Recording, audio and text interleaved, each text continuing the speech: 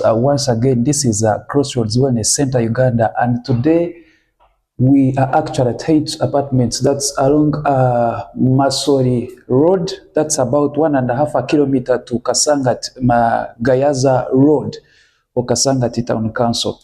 Now you will come along with me as we move up to the rooftop, and today we'll be talking about some interesting thing which we've called hope and healing and blessings in mental health. Remember, we are about mental health, and your mental health is as important as your physical health. So you will, we hope you will enjoy this broadcast today, and we actually appreciate your time, and we appreciate you being part of our community. Now you'll come with me up as we continue to shape minds. Thank you. We can now move up as we show people what we will be talking about today. Let's go up now.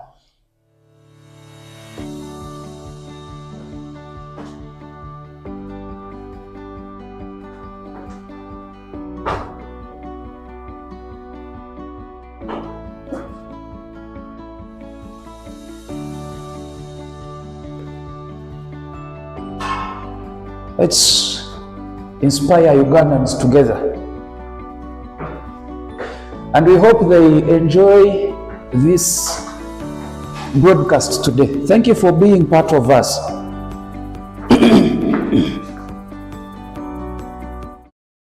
So we are about to start, and I hope today it will be a different day. Today it will be a different moment. And within a minute, we'll be coming, and we'll be sharing this on all our social media handles, on our YouTube channel, on our TikTok, on our Instagram, and on our Facebook page, and we'll be live streaming it. Thank you. Keep it up. Okay.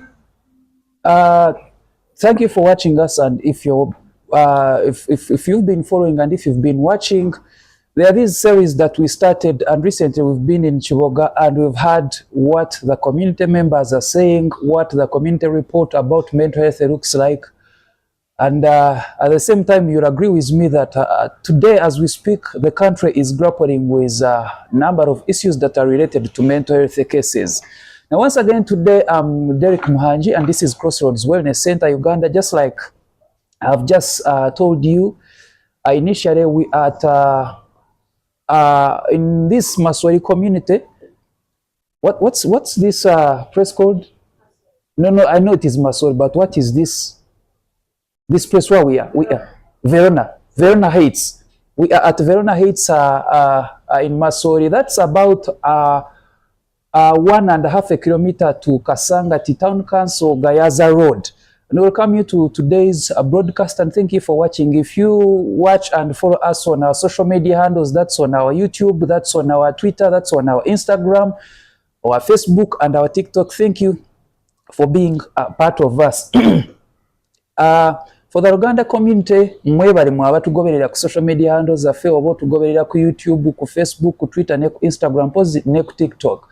We are grateful for your time, and we don't take this for granted. But a little bit, before I introduce even today's topic, I want to actually share with you that today, as a country, we are grappling with mental health cases. Mugwanga, bwogendako ebutabika olwaleero, nti olina omuntu okugezanga, maybe it's an addiction.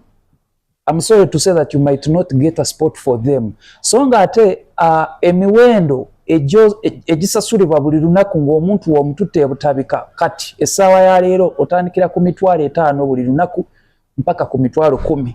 What does that mean? And we know that the minimum period required for someone to be rehabilitated or admitted in a rehabilitation center is about 3 months. And each month on a minimum will cost you 3 million. Oba nti kitwala ebbanga lya erisookerwako myezi 3 okubeera mu rehabilitation center bw'ebanga eri cheap nga osasula million 3 buli mwezi. Ekitegeeza nti emyezi 3 gy'olina okumalayo egiri recommended psychologically giri myezi 3 obwo bwe bukadde 9 ku economy y'eggwanga. Nkiwa nti families ntono nnyo ezirina capacity esobola okulabirira abantu baabwe abali mu mbeera eringa bwetyo. Awo nno we tujje omulamwa gw'olunaku olwaleero ku nsonga gye tugenda okwogerako, which we have baptized hope and healing, and we have stretched this into a blessing, but in conjunction with mental health. Someone might want to ask me, what is this really about and what does it really mean? But as we go along, we'll try to break this down for you. We'll try to explain this for you. Kubanga situdeze kakuset, but a little bit later I'll introduce the guest we are having today. Ajja kutweyanjulira atubuzeeko olwo tugende maaso. But I would want to first talk about this topic before we actually introduce our today's guest. You know, whenever they talk about hope and healing, sometimes hope is kind of stupid. Sometimes hope is kind of a funny thing. You see, when they say that hope, biblically it is defined as substance of hoped things. And hope, chintu kyotalaba naye nga muli okikkiriza nti kijja kutuuka lumu okirabeko, a substance of something that you believe that one day. Now, why they call it hope? If you could see something, there could be no reason for you to believe for it. When man chiraba, when man ina sente ezigule motoka, then there is no reason for me to pray for God to give me the money to buy the car, because I already have the money. But when you have hope, hope tells you that even though you are using taxi today, tomorrow you'll have the money to buy the car that you have. So, but sometimes hope is stupid, just like I'm saying to some people. It kind of is funny. It is very funny to tell someone who has just had a disappointment that you can heal and tomorrow you can be yourself again, that you can find love once again. There's some people who think that's it. But then as we go along, we'll talk about these things in depth and blessings. Sometimes you see a lot of us when we are praying to God. For Christians, or if you are a Muslim, you pray to Allah. If you're a Christian, you pray to God, to Jesus Christ. When you're praying to God, we always pray positive prayers. I pray for protection, I pray for prosperity, I pray for financial breakthrough. But sometimes I ask myself, and today in the morning I was wondering, what if our blessings would come through raindrops? What if maybe our blessings would come through struggles? Maybe what if our struggles, God is using the struggles that we are facing at the present time to shape us and to teach us what we need to do. So such kind of things are the things we'll be talking about today. I mean, if you ever found yourself struggling in a relationship, omanyi changu nnyo. If you have never been disappointed in a relationship, changu nnyo bw'osanga oli ng'akugamba nti baamuyiye n'akugamba mpulira njagala n'okunywa obutwanfe, olowooza bintu bya kisiru, because you have never been there. And by the way, also, it's very funny to some people. You know, God is good when they are at the mountain. God is a God of wonders when they are at the top of the mountain. But when they come at the bottom of the mountain, maybe God doesn't exist, maybe God is bad. But I will still encourage you that the God of the good times is still the God of the bad times. The God on the mountain is the God on the valley. But how are we missing this? In other words, why are we having increased cases of mental health? Are we losing our minds? Are we losing ourselves? Is something funny with our generation? Is something wrong with us? That's the direction we are taking today. So in that regard, I will introduce mugenyi waffe olwaleero atubuuzeeko kweyo ensonga tutambulirawo. Sebo tusanyusa okulaba n'okukkiriza okwogerako naffe olwaleero tukyalirako. Tubuuzeeko ku bantu baffe tutambulirawo. Abatulaba mwenna tubaaniriza puroguramu eno era ne ku nsonga eno gye tuliko ng'omukulu bw'annyonnyodde. Twebaza obudde bwammwe mutaddemu era tukkiriza nti togenda kusigala kyekimu. Wow. Thank you so much. There has been a comment. The other time there was a comment nga abamu kumwe mugamba nti there was actually yava ku TikTok ni mugamba nti abalabi bammwe oba abalabi baffe sola abalabi baffe abasinga mbu ba Luganda mbu tebasoma Luzungu mbu ate bye tukola tuweereza mu Luzungu. I think we tried to rectify that issue. Neyabuuza ku nsonga ya app yaffe olw'okuba nti eri mu Luzungu. No, actually si Luzungu lwokka, app eyo nti esobola okutranslatinga mu nnimi nga nnya, erina ennimi nnya. Ow'Oluzungu esobola okubeera mu Luzungu, owa Swahili esobola okutranslatinga Swahili, ow'Oluganda esobola okutranslatinga mu Luganda, n'ow'Olunyankole naawe esobola okutranslatinga mu Luganda. Mpozi olusoga lwe lutaliimu at the moment, however ku tiimu aboogera olusoga weebali. So ndowooza it will be a mix of Machire Luganda for today from his side, but also a bit of mix of English. So let's pick it up from there. Tuli ku hope and healing and mental health. Tulaba, someone would want to understand what's healing and why do we even have to talk about hope and healing in regards to mental health? Tutandikirawo. Neyanziza nnyo kati mpoza amannya abandi banga tebategedde. Amannya n'eddoboozi Mwesigwa Herbert.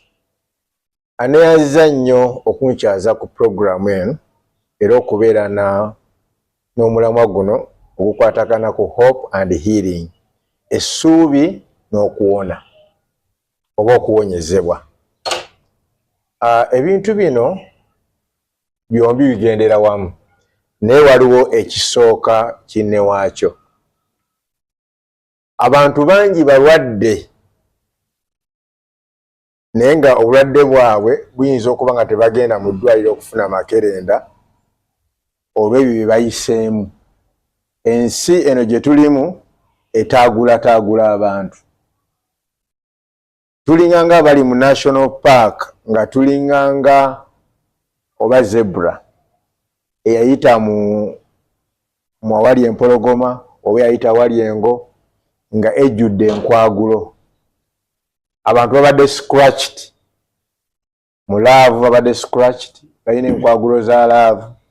Abala emirimu giweddewo n'asigaza that disappointment or frustrations.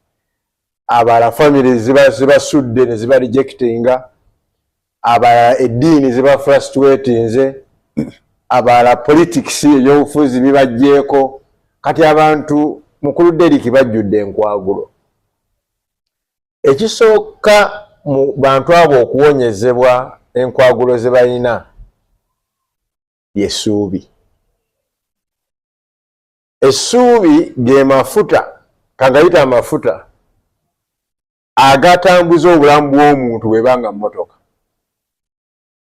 Kubanga oluvannyuma lw'omuntu ng'abadde disappointed, ng'abadde frustrated, nga kyali asuubira takifunye, asobola okubeera stuck n'agenda ne mu depression.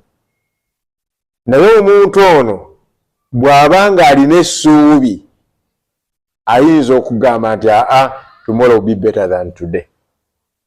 N'asigala ng'akola ki? Kati tosobola kuwona watali ssuubi. Bwe tuba tulowooza kuwonyezebwa kw'ekintu kyonna, era n'abasawo bano be tuyita ab'ekizungu asooka kuwa ssuubi. In fact wali endwadde ezimu nga kansa, nga HIV, ezo nga bakwetera ne kansala. Kansala kyasooka okukola kwe kubyudinga obwongo bwo, ne bakuguza essuubi, ne bakuwa essuubi. Bwebeera kompyuta ne bakuwa chipu eyo ebanga esobola okuba ng'ekuwa essuubi, kubanga process y'okuwona etandika na ssuubi. Mu Luzungu kye bayita mindset. Is it associated to mindset change? Kiki kye bagezaako okukola? Like nga otuwadde ekyokulabirako nti olinga mulwadde wa siriimu bamaze omukebera nga tebamuwa results, bamuleetera cancer. Bagezaako okukola ki? In fact, kye bagezaako okukola is to give you the chip that restores your hope. To change your mindset. They change your mindset. They tune your mindset to be positive. Kubanga oluvannyuma lw'okukubibwa kansa, oluvannyuma lw'okugobebwa mu bufumbo bwali omanyi nti kati mmaze, oluvannyuma lw'okugwa mu byobufuzi wali omanyi okoze eki, oluvannyuma lw'okoola ssente mu banka n'otandika bizinensi n'egaana, oba okitegeera banka nejja n'etwala property yo nga tosobola kurikavalinga. Kaakati omuntu ono alina okukyusa mindset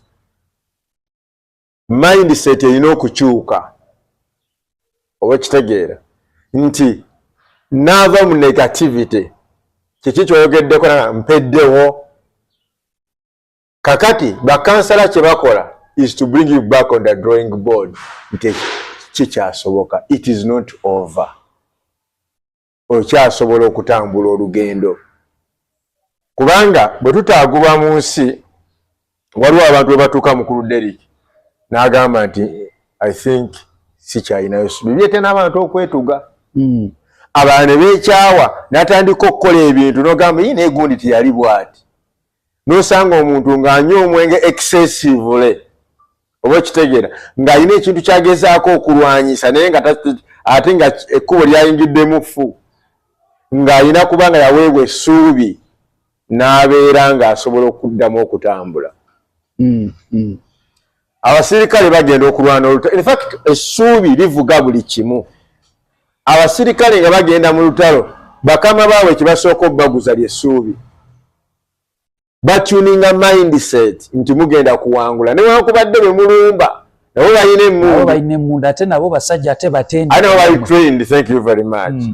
Kakati, essuubi kintu kikulu nnyo mu nsi eno. Kye kitradinga obulamu bwaffe kwe butambulira. Era omusajja omu yaŋŋamba nti omuntu ng'aweddemu essuubi aba afuuse ng'empologoma oba ng'ensolo endala.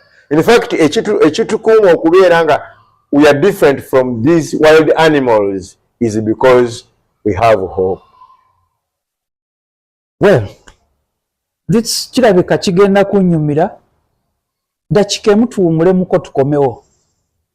Obunyabugezi bw'ebirowoozo olina okutya, oli munakuwavu oba olina ekintu ky'okozesa nga oba tokikozesezza tofuna mirembe, olinamu obuzibu mu bufumbo bwo ku mulimu gwo oba ekolaganayo n'abantu abalala ekutuuzizzaako akazito. Tukimanyi bulungi nnyo nti obulamu busobola okubeera obuzibu naddala mu biseera bino eby'okuzza abaana mu masomero, enkyukakyuka mu byenfuna wamu n'enkyukakyuka mu by'obufuzi. Obulwadde bw'omutwe busobola okutta mu kimugunyu nga buyitira mu ngeri ez'enjawulo ng'okukozesa ekintu mu bukyamu naye nga oba tukikozesezza tosobola kubeerawo. Ebirowoozo, okweraliikirira wamu n'okufuna endowooza ey'okwagala okwetta ne tuteekeddwa okubeera mu mbeera eno wekka. Aba Crossroads Wellness Center Uganda we bali ku lulwo. Genda mu ssimu yo ku Google Play Store ofune Crossroads Care App okwatagane n'abantu abafaayo ennyo n'abasobola okukubudaabuda ng'oyitira mu message ku ssimu ng'oyogera nabo oba ku vidiyo. Osobola okwegatta ku bantu abalala basobola okukubudaabuda oba okuyambako okuyita mu mbeera eno oba oli mu kyalo oba mu kibuga. Empeereza yaffe esobola okutuukako wonna w'oli. Toleka bulwadde bwa mutwe kumalawo, yogerako naffe tutandika olugendo lw'okukuza obujja. Okumanya ebisingawo tukubire oba kozesa WhatsApp oba SMS ku 0200 94 oba 081 tusange bwagayaza Kasangati Town Council. Jukira nti buli muntu yenna asaana okubeera mu bulamu obweyagaza. Crossroads Wellness Center Uganda, healing minds, transforming lives. Kale akyatulaba nkukulisaayo mu kuwumulako okwo. Thank you for being part of us and thank you for watching and we are continuing. Tukyali n'omukulu Mwami Mwesigwa twongera okutegeera bulungi ensonga y'ekintu kino waweevu. Isi Nyayanku nga tetunaba kumuddira. You remember very well the story of Lazarus. Nti Kristo Yesu bwe yamuzuukiza mu bafu, when he resurrected him, there's something that he did which I don't think many of us understand its meaning.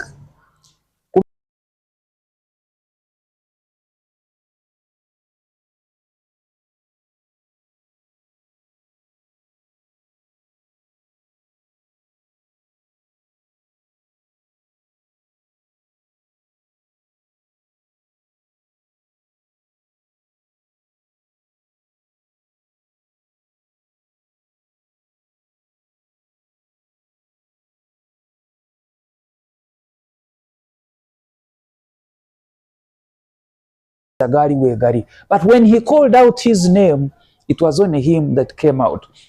Now, healing, why I have said sometimes it looks like funny or it is stupid. Olusi okuwona kuno tekujira ku speed nti olw'okuba omuntu akugambye nti kyangu nnyo osobola okuva mu depression, kyangu nnyo gwe mpozi nga tonafiirwa ku mulimu n'omanya bwe kiruma. Nga tudda ewo mugenyi waffe olunaku olwaleero nyatusookere waliwo yakomye tugamba nti hope kyekintu ekikuleeta mu kubeera n'essuubi n'obulamu obubadde bulinga obugenze bukuvudde mu mikono mu ngalo naye n'oddamu okuwulira nga life is coming back. Awo nno wenjagala tutandikire mpozi ate bwamala ate atunnyonnyole kakwate ki wakati w'essuubi n'okuwonyezebwa mpoziko n'endwadde z'obwongo oba okutabulatabulwa mu mutwe oba ye akitegeera atya ye ng'omuntu. Tuliwo ssebo. Mwebale kubanga mukyali naffe abatulaba. Tukyali ku mulamwa gwa essuubi n'okuwonyezebwa. Tugambye nti ebintu bino bibiri bikwatagana. Naye ng'ekimu kye kisooka ekirala nti osooka kuba na ssuubi then oluvannyuma n'olyoka owonyezebwa. Era bw'oba ng'otunudde nnyo kati kansooke nkulage obulamu bwaffe mu nsi butambula na ssuubi. Ekyokulabirako omulimi tasobola kusimba ensigo n'aziteeka mu nnimiro nga tasuubirayo ensigo zino kumeruka. Mu Luzungu I would say, why would a farmer plant seeds into the soil if he doesn't see the harvest? Kitegeeza ki nti essuubi fenna nakugambye it is the fuel that drives our life. If we are vehicles particularly. Mafuta getunywa tukozesa ye petrol waffe ng'abantu. Thank you very much. Era omuntu bwaggwamu essuubi abeera stuck. N'okufa ndowooza afa. Bwe kiri. Bw'oba otunuulidde n'eddiini enzikiriza zonna zizimba ssuubi. Tewali kintu kirala. Nze Christian. Bw'otunuulira Yesu sitole ye yonna n'ebigambo byonna bye yayogera ng'azimba essuubi. Yalekera abantu essuubi from day one. Okitegeera? So, essuubi is the source of everything that you may think of to come into existence. Nti omusajja tugiddemu ssuubi is the source of everything we might think of to come into existence. Yes. Meaning essuubi liyita ekintu ekitaliiwo from the invisible world ng'ekiriwo. Yes. Okay. Nti omusajja yakola smartphone ye bwe yali atandika alina image gye yalaba n'asuubira okukola ekintu kino n'akikola. Oli bw'akola business azimba ekizimbe nga kino kwe tutudde ng'alina kyasuubira. Senga yali talina kyasuubira kino ekizimbe tetwali kibaddeko. So essuubi lireeta ebintu into existence. Kankole bwe nti kijja kubeera bwe kiti. Naye katuddeyo ku mulamwa gw'essuubi n'okuwonyezebwa. And mental health. Abantu mu nsi yonna ffenna tutaagulwa, ffenna tukubibwa, ffenna we are always knocked down by the world in one way or the other in different aspects of life. Naye abantu abafuna mental health, abafuna depression, abafuna stroke, abamu essuubi bwe limuggwaako nga tewali ayamba. Essimu eno giraba erina battery.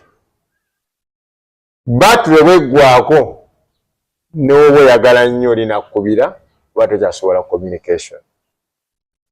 Kakati naffe ebizibu we bitunookinga down. Ekyokulabirako bwe twali tukula nga tuli baana bato essuubi lyaffe lyali ku 10. Our expectations were great. Ng'oli okubuuza what do you want to be? Njagala kuba president. Ngenda kuba doctor. I'm going to be an angel. Whatever we expected. Bize bikendeeza essuubi ly'abantu. Ontegeera olinaga ekyo tekikyasoboka. Naye ng'ate kisoboka.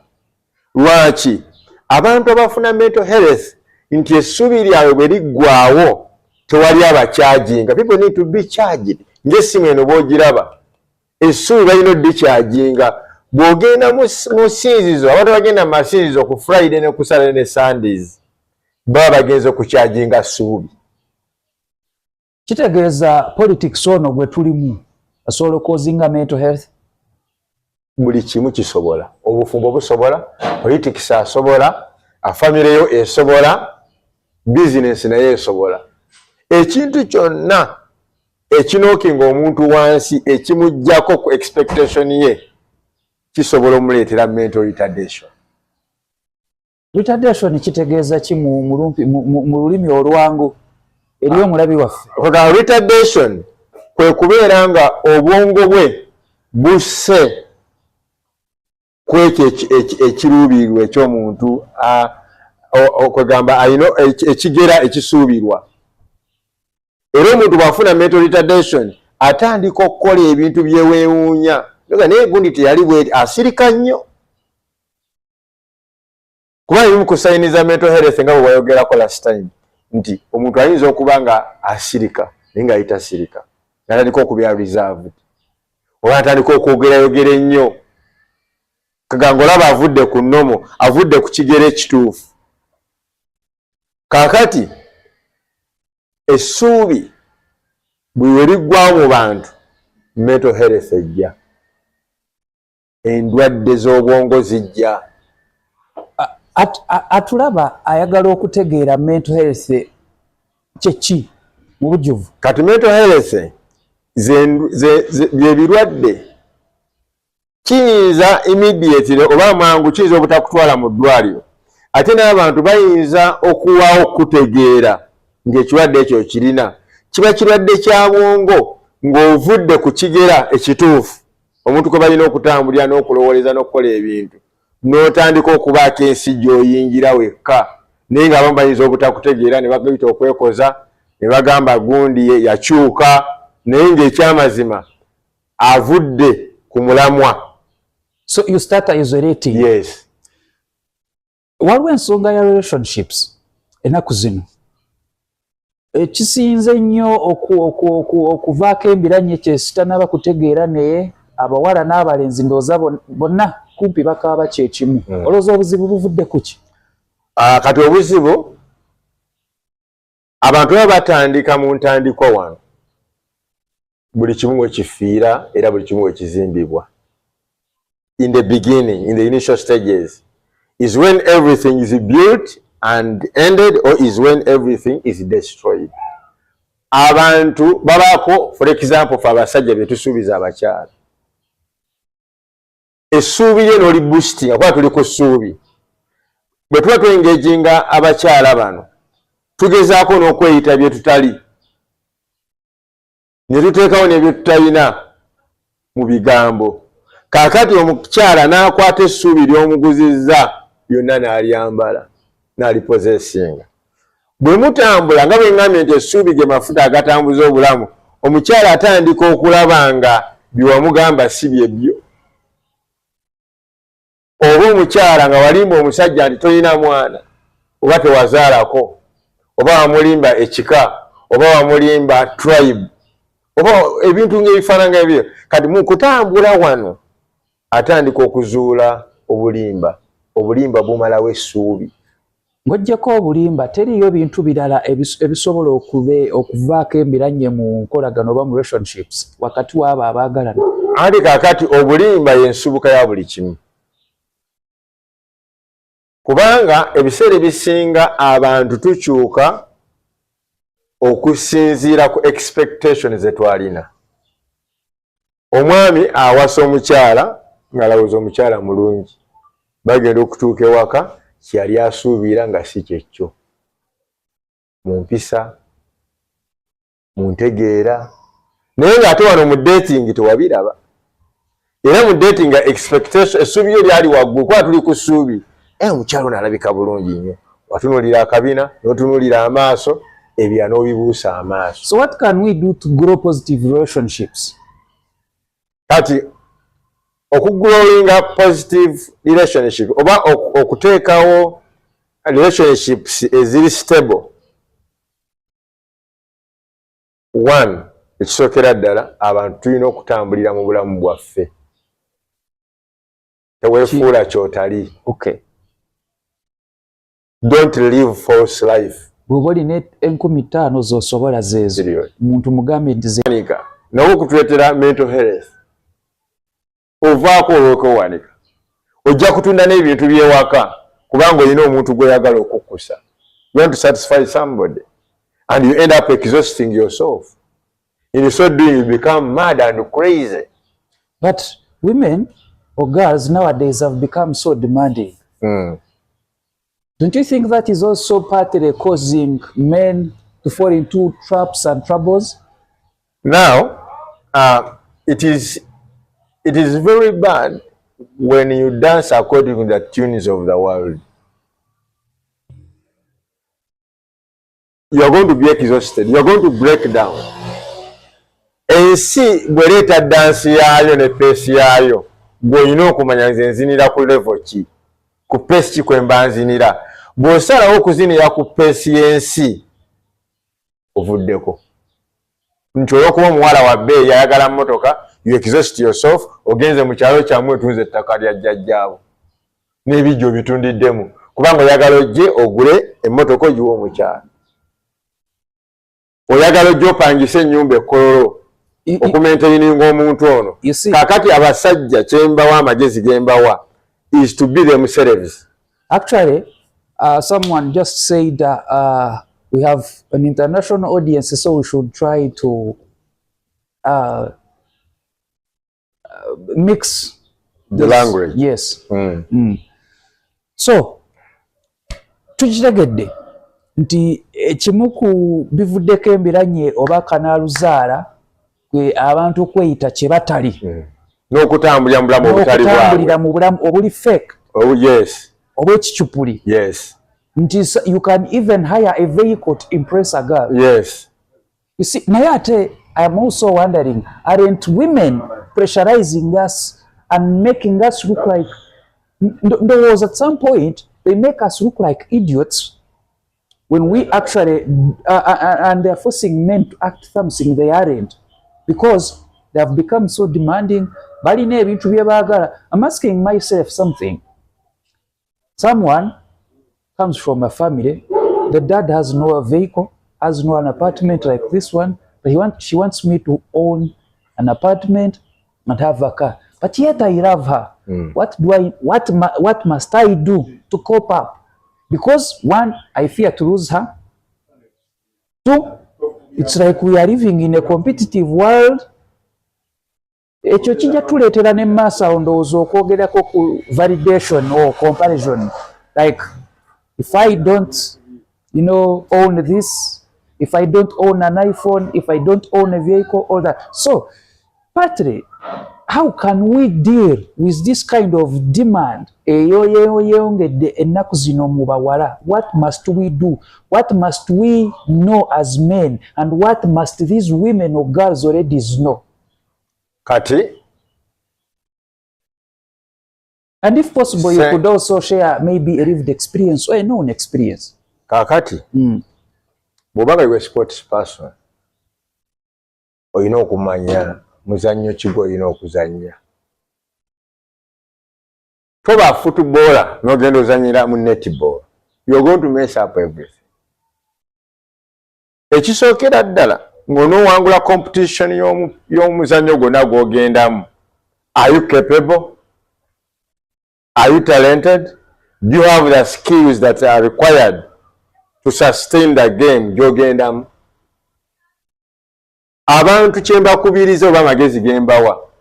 Let us first of all identify our potential and abilities.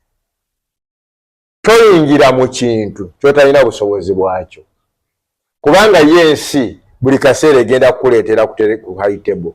Yingira okuteerawo ensi. Oba kitegeera. Naye mu byekuteereddewo nagendako ku mukolo nga gwa self-service. This one was very interesting. Nga waliwo ababuuka ennyama n'alondamu these vegetables, abalaga omuceere tompa mpa ku ttooke, abala byonna ng'abitwala, kakati ne munsi bwe tulina okubeera nti ensi yeekutereddewo buli kimu. Abawala bonna ejja baleeta, abasajja bonna ejja baleeta ebateeka awo. You get the point? Gwe olina okumanya njagala ki, because all people are not the same. Noga hanze ngenda kulya nkoko, sigenda kulya nyama ya mbuzi. Kakati this is interesting. Bwe Owensero onoonya ki mu mupiira gw'ebigere? Akono kanyumidde nnyo. You are a footballer, what are you looking in netball? Netball, maybe yes. You are a swimmer, what are you doing in netball or in volleyball? Yes. Kanyumidde nnyo ako, katugende katuwumulemuko wetukomawo awo wennyini wetulina okutandikira. Basajja mwenna mwe mutubuulire. Kale tukomawo. Teekateeka ensi aho endwara y'omutwe etakufiibwaho. Ensi aho abantu barikubonaabona batagambire obwebere kubaragira mu bitaboniire. Ekyomugisha mubi ezo nizo mbeera z'Abanya-Uganda barikuraba mu buri izooba. Omubare gw'abarwaire b'emitwe nigwerarekyereza. Enshonga z'okutiganisibwa kw'omutwe nikireetera obutabanguko omu maka, okwitana, obushwere okuhwaho n'amaka okushenyuka. Emishango ehererukire ey'abashaija barikwita abakazi baabo n'abakazi kwita abashaija baabo ni bimwe aha birikwizisa ebizibu birikureetwa okutafa aha ndwara z'omutwe. Endwara y'omutwe neebaasa kureetera omuntu kufa, okubingwa aha murimo ninga okuferwa okushoma. Ebishare by'okujanjaba oburwaire bw'omutwe nibitiinisa. 3 million buri kwezi kumara emyezi 3. Ezo nizo 9 million omu gaite. Amaka mingi ebishare ebi tibarikubibaasa. Teekateeka aha muntu waawe kubonaabona habw'ebitokooza bwongo nk'amaarwa, zaara ninga okurwara ekyeyinamiriro, ebiteekateeko n'okweyanga, obusaasi, okubonaabona n'okwehwa amasuku. Endwara y'omutwe neebaasa kutiganisa buri muntu weena. Abazaire nibeebuuza oku barajuna amagara g'abaana baabo. Tori wenka, hariho amasuku erizooba. Okutereeza ebiteekateeko byaitu n'okwikiriza kwitu twine enyiriri ibiri omu Biburi ezikutwera ezirimu nka Yeremiya eshuura ya 29 omusharongo gwa 11 hamwe n'Abafilipi eshuura ya 2 ogwa 5. Noomanya omuntu weena arikuteganisibwa endwara y'omutwe waragwibweho kubi kandi okeetaatanisa n'abantu, orahurira oremereire rwensi, toine muntu weena ow'okugamba nawe. Tori wenka, turi hano kukwera. Katwanjurira aba Crossroads Wellness Center Uganda na Crossroads Care App omukutu gw'eby'empurizano gurukwegyesa aha ndwara z'omutwe n'oku wakubasa kubona obuhweza kire kona aho orihona orikukozesa esimu yawe ya smartphone. Ganira n'abantu bita barikufayo obwo orikubaterera aha video call, shoma kandi obone obuhwezi yeshwijume kandi oyekyebeza orikukozesa omukutu gwitu. Tunga obuhwezi bwaho naho n'oku orabaase kureberera orugendo rw'amagara gawe otakyerererwa. Ronda obuyambi bw'ito erizooba orikudownloadinga app yitu kulabira aha Google Play Store otorana orurimi rwawe. Rero abantu bitu bakuyamba mu rurimi rwatorana. Obuhwezi bwitu n'obwaho naho kandi n'obw'ekyama turi hano kuhurikiza okuhumurizana n'okuhwera tutakusharire mushango. Nobaasa n'okutushikirira aha namba yaho naho eya noti 2 9 ananina 32 ninga otohereza obutumwa aha WhatsApp ninga message. Turi hano abwawe buri izooba eshaha 24. Tori wenka, turi hano kukwera. Crossroads Care, supporting your mental health journey. Downloading app yiteri izooba rero tere entambo yawe yo kubanza mu kukyera endwara z'omutwe. Kale mbakulisaayo, thank you. If you're still joining in, ngo chatulaba mbakulisaayo mu kuwumulamuko okwo tukyali Crossroads Uganda TV. Thank you for watching us today, and twebaza n'omugenyi waffe olwa insightful discussion so far gye tulina. Kati tweyongerayo tugendera ddala mu maaso, and right now it's just we're going to talk about something I introduced at the beginning. We talked about blessings. You know, many times